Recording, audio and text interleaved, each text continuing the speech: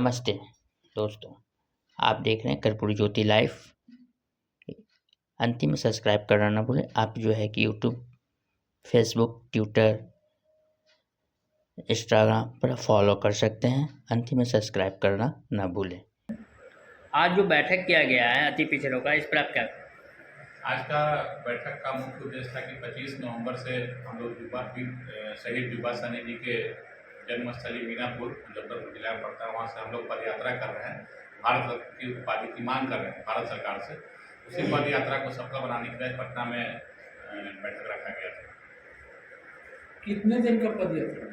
ये पद यात्रा 5 दिन का है। 25 नवंबर से स्टार्ट होगा। 29 तारीख को राजभवन पे राज्यपाल जी को ज्ञापन सौंप के, और ज्ञापन सौंपने के बाद जुब्बा सहनी जी का जो प्रतिमा लगा है, उसके बाद जुब्बा सहनी गोलंबर बहादुरपुर में पड़ता है, वहाँ पे माल्यार्पण करने के बाद कार्यक्रम की समाप्ति होगी।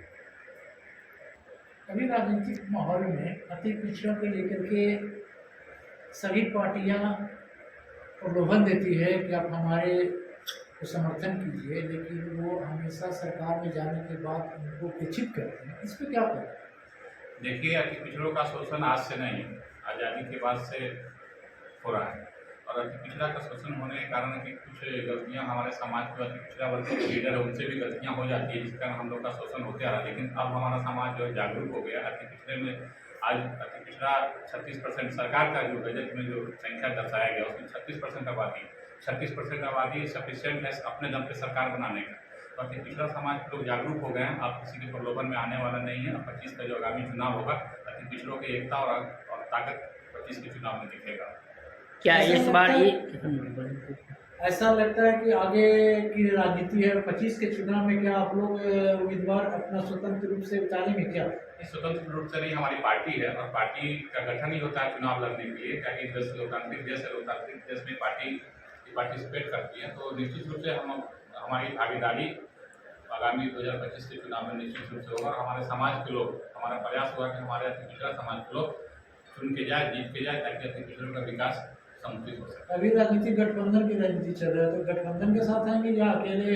देखिए, गठबंधन का मतलब तो शक्ति।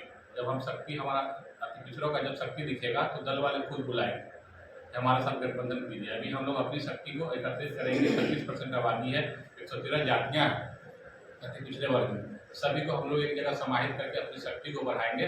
और हमारी शक्ति देख के जो भी दल हमारी भागीदारी, राजनीतिक भागीदारी की बात करेंगे, हमको समुचित भागीदारी देंगे, हम लोग उनके साथ जाएंगे। क्या दे दिए थोड़ा? मुकेश निषाद, राष्ट्रीय अध्यक्ष विकासशील स्वराज पार्टी। आज जो बैठक हुई उसमें आप लोग का क्या क्या मुद्दा रहा? हम लोग का तो पहला मुद्दा रहा कि शहीद जुब्बा सहनी जी को भारत सरकार द्वारा भारत रत्न दिया जाए। उस कार्यक्रम मांग के लेके मीनापुर उनके गृह जिला से पदयात्रा करते हुए पटना पहुंचेंगे 5 दिन में। और महामहिम राज्यपाल जी को ज्ञापन सौंपा जाएगा। और हम लोग का कोशिश रहे कि भारत सरकार तो देवे करे उनको भारत रत्न, लेकिन पाटलिपुत्र के धरती पर पटना में अगर उनका मूर्ति लगा है, पार्क बना है, तो एगो पथ का भी नामाकरण उनके नाम पर हो। ये राज्य सरकार से मांग करेंगे और भारत सरकार से भारत रत्न के लिए मांग किया जाएगा।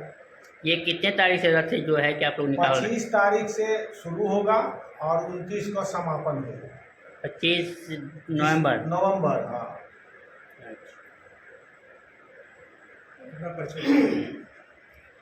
सुरेश सिंह निषाद। अभी एक आरक्षण का भी मुद्दा बहुत सक्रिय है सर। इसमें जो बांटा जा रहा है आरक्षण के अंदर में, आरक्षण तो बहुत सारे जातियाँ होते हैं जिनको आरक्षण का लाभ उठा पा रहे हैं, बहुत सारे लोग आरक्षण का नहीं उठा पा रहे। इस पर क्या करना चाहिए? देखिए, संविधान में बाबा भीमराव अम्बेडकर ने जो दिया है उससे हम अभी सहमत हैं। उसमें छेड़छाड़ करने की जरूरत नहीं है। मेरा अपना व्यक्तिगत विचार है, उसमें छेड़छाड़ करने की जरूरत नहीं है। क्योंकि आप देखिएगा संविधान के बाद में तो देखिएगा देश का सर्वोच्च नागरिक राष्ट्रपति होते हैं।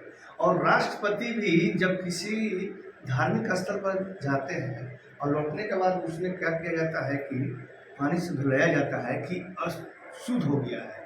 कितनी विडंबना है। तो हम कहेंगे कि बाबा भीमराव अंबेडकर ने जो कुछ दिया है, जिस रूप में आरक्षण मिला है, उसको हम अभी भी समर्थन करते हैं। वो बाबा भीमराव अंबेडकर आर्थिक रूप से देखकर आरक्षण नहीं दिए, ठीक है ना।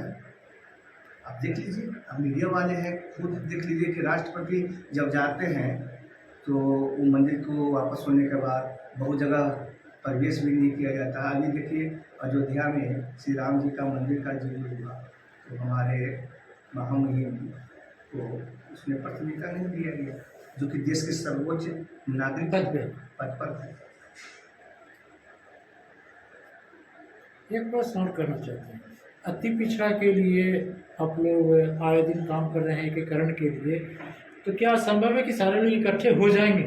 देखिए, अति पिछड़ा आरक्षण बचाओ संघर्ष मोर्चा के बैनर तले मुख्य रूप से 110 जाति विगत वर्षों से हम लोग आंदोलन कर रहे हैं, जिसमें आपको देखने को मिला होगा कि गत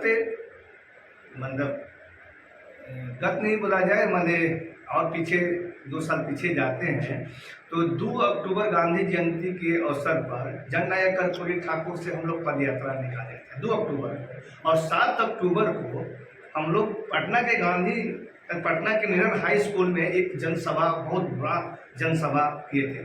उसमें हमारी 5 मांगे थी, जिसमें एक मांग में 3 मांग थी। जननायक कर्पूरी ठाकुर को मरणोपरांत भारत रत्न दिया जाए, मोहम्मद कयूम अंसारी और पर्वतपुर दशरथ मांझी को, जिसमें एक मांग में 3 मांग जुड़ी हुई थी, जिसमें माननीय प्रधानमंत्री नरेंद्र मोदी जी के द्वारा जननायक कर्पूरी ठाकुर मरणोपरांत का भारत रत्न दिया गया। मैं उनको बहुत बहुत धन्यवाद देता हूँ। बाकी जो लड़ाई अभी शिथिल पड़ गई है, बाकी लड़ाई उसको हम लोग जगाने का काम करेंगे। अभी तो तत्काल हम लोग अति पिछड़ा आरक्षण बचाओ संघर्ष मोर्चा को हम लोग छोड़ने नहीं जा रहे हैं। हम मुख्य रूप से 110 जाति को एकजुट करके कोशिश करेंगे 2025 के विधानसभा में हमारे अति पिछड़ा के लोग चुनाव लड़े और रिजल्ट लाया जाए।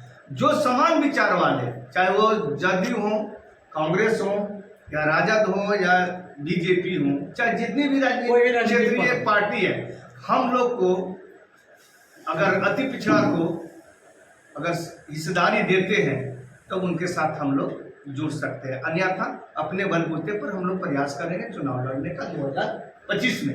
अब बात अभी मुख्य मुद्दा जो है कि 25 नवंबर से शहीद जुबा साहनी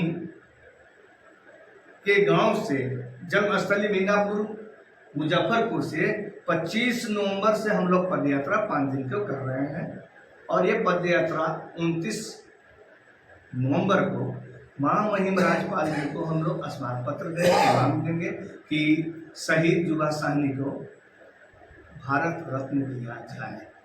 उनके साथ साथ और भी जो जिनका ऐतिहासिक जीवनी रहा है, दबे कुचले शोषित उत्पीड़ित के लिए जिन्होंने अपने को बलिदान किया है, वैसे लोग को भी हम लोग शामिल करेंगे। ऐसे लोग को भारत रत्न दिया जाए। मैं अजय कानू। बहुत खुशी की बात है कि आज हमारे समाज के जो शहीद लोग हैं, जो अपनी कुर्बानी दिए हैं, उसको हम लोग याद कर रहे हैं। और पहले के इतिहासकारों में, क्योंकि उसी हमारे समाज के नहीं थे, हमारे समाज के बलिदानी को उन्होंने छुपा दिया इतिहास के पन्नों में।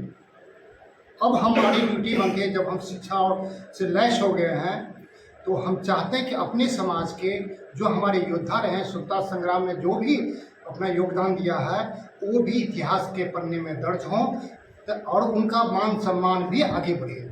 इसी प्रयास में एक छोटा प्रयास है, हमारे अति पिछड़ा और वंचित दलित समाज में ऐसे अनेक गुमनाम योद्धा हैं जो शहीद हो गए, लेकिन उसका इतिहास में कहीं नाम नहीं है। तो ये प्रथम कड़ी है हम लोगों के अथक प्रयास से, अति पिछड़ों के अथक प्रयास से, समाज के अथक प्रयास से शहीद जुबा साहनी को शहीद का दर्जा मिला, बहुत सारा मान सम्मान मिला। हम लोग चाहते हैं कि उससे और आगे भारत रत्न मिले, ताकि हमारा समाज गौरव महसूस हो और महसूस हो कि देश का आज़ादी करने में मेरा भी योगदान रहा है और इस देश को अपने मातृभूमि को अपना मातृभूमि समझेंगे। जो हमको अभी गुलाम बना के रखा गया था, तो वो उससे दूर होकर के अब हम मालिक बनने के रास्ता पर चले हैं, हम किंग बनने के रास्ता पर चले हैं। इसके लिए हमें सांस्कृतिक उत्थान की जरूरत है। सांस्कृतिक उत्थान हमारे पूर्वजों ने जो किया है, उनके गौरव को समाज को दिखाना है।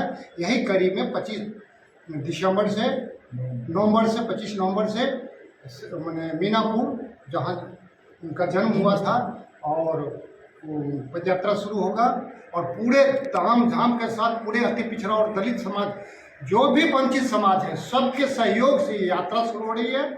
और ये दिखा देगा भारत सरकार को, बिहार सरकार को कि हम लोग यूनाइट हैं और हम लोगों को यदि नेगलेक्ट किया जाएगा तो आप भी सत्ता पर नहीं रहेंगे। यही उद्देश्य के साथ हम लोग मैंने ये पदयात्रा कर रहे हैं। साथ ही अपने पूर्वजों को सम्मानित करने, अपने आत्मगौरव को बढ़ाने के लिए ये प्रोग्राम किया जा रहा है। बहुत बहुत धन्यवाद। 2025 में जो है अब आने वाला जो चुनाव है, क्या अति पिछड़ों की ही सरकार बनेगी? ये तो अति पिछड़ों की सरकार बनेगी नहीं, लेकिन मेरा प्रयास करना है। सीधे डपोट संग कर देने से कि हम अति पिछड़ा सरकार बना लेंगे, ये नहीं होगा। लेकिन हमारी हिस्सेदारी इसमें जनसंख्या के अनुपात में हो।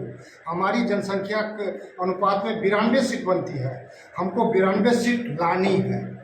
इसके लिए या तो हमको स्वतंत्र खड़ा करना पड़े, या गठबंधन में जो दे रही है वो दे रही है, तो दोनों मिला के हमको यही कोशिश करेंगे कि हम 92 सीट पर अपने प्रतिनिधियों सारा उस पद पर आ जाए। अपना परिचय दे दीजिए। विजय कुमार चौधरी, संयोजक अति पिछड़ा पदाधिकारी कर्मचारी कल्याण संघ।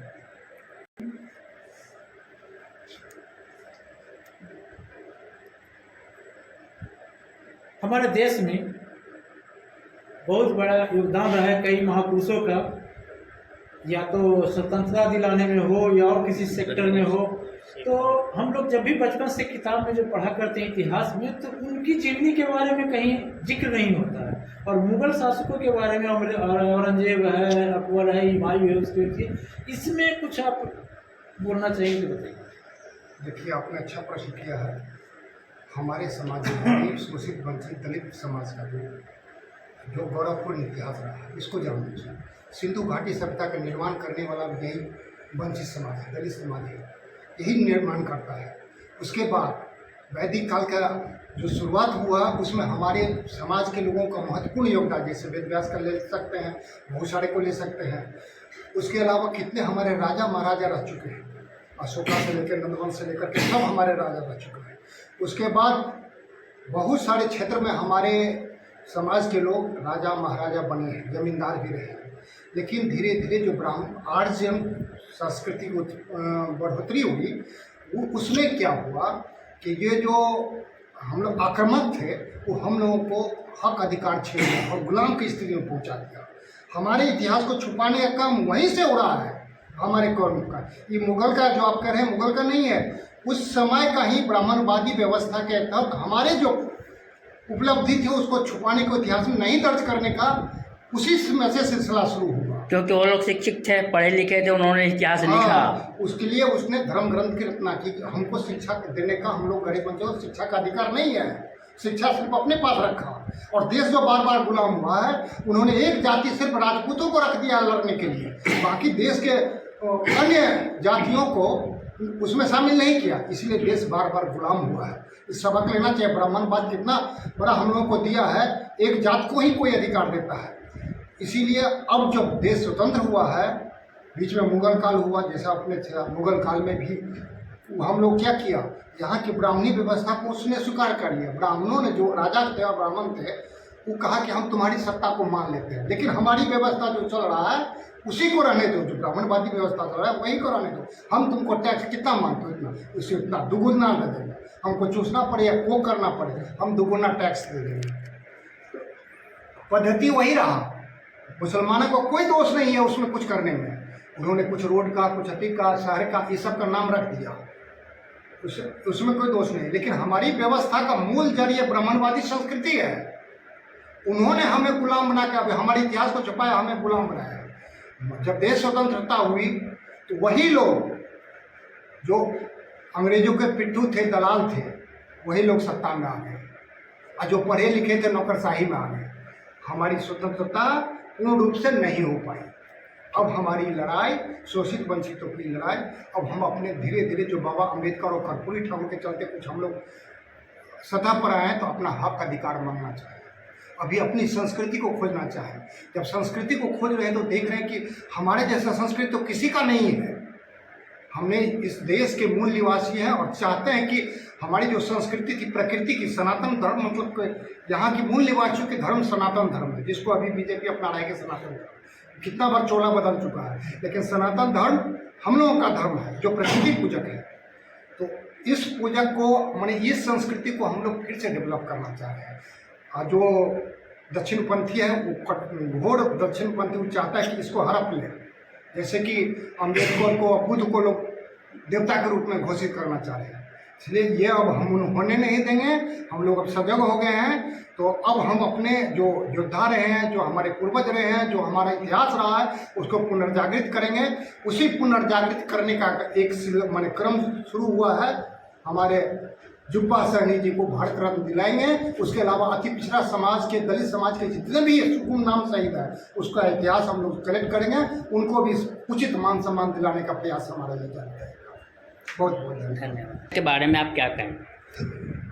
आज की बैठक जो रखा गया है, जो मूल अति पिछड़ा है, इसका बैठक रखा गया है जो 25 नवंबर से अमर शहीद जुब्बा सहनी के गांव से जो पदयात्रा हम लोग निकाल रहे हैं, इसी के संदर्भ में आज की बैठक थी।